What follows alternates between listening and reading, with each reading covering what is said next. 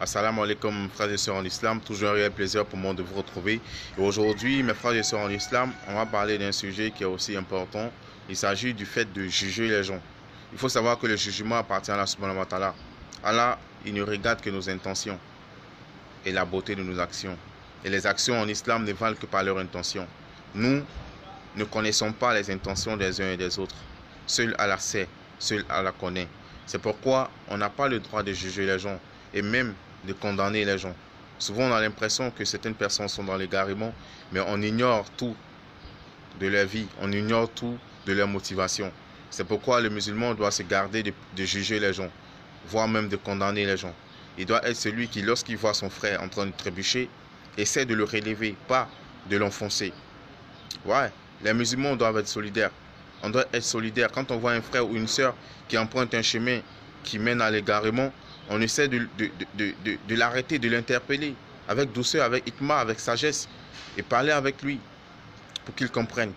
Et faire surtout des doigts pour cette personne, pour que la personne retrouve le droit chemin. Parce que nul ne connaît le lendemain, nul ne connaît ce qui va se passer demain. Peut-être que cette personne pourra devenir meilleure et nous, on sera pire. Qu'Allah nous en préserve. C'est pourquoi, mon frère, ma soeur en islam, quand tu vois une fille qui ne porte pas le voile, il ne faut pas la juger. Donne-lui les conseils. Parle-lui de l'importance du port du voile. Peut-être que ça peut toucher son cœur. Et demande à Allah subhanahu wa ta'ala de ramener l'amour du voile dans son cœur.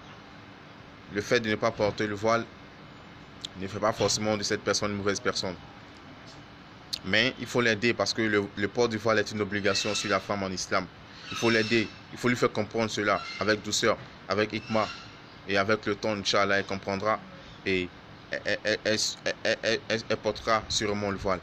Et quand tu vois un frère qui consomme l'alcool, qui est interdit en islam, un frère qui commet la fornication, qui est interdit en islam, il faut tout de suite condamner son action, mais pas lui-même le condamner.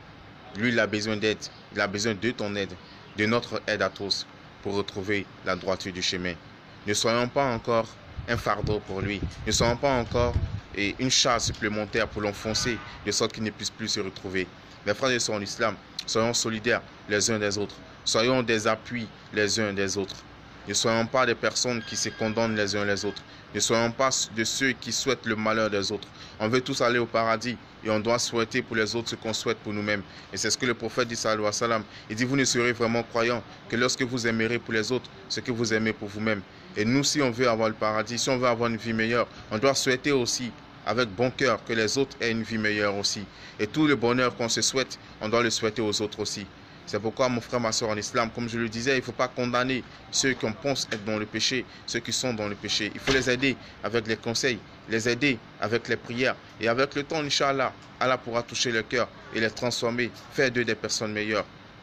Faire d'eux des personnes meilleures. Et demander à Allah subhanahu wa ta'ala de nous aussi nous guider davantage sur le droit chemin, de faire de nous des musulmans pieux et sincères et de nous achever soumis. Parce que c'est ça le plus important. Le plus important, ce n'est pas le début, c'est la fin. C'est ça qui importe. Et qu'Allah nous accorde une belle fin. Sur ce, assalamu alaikum et à très bientôt, Inch'Allah.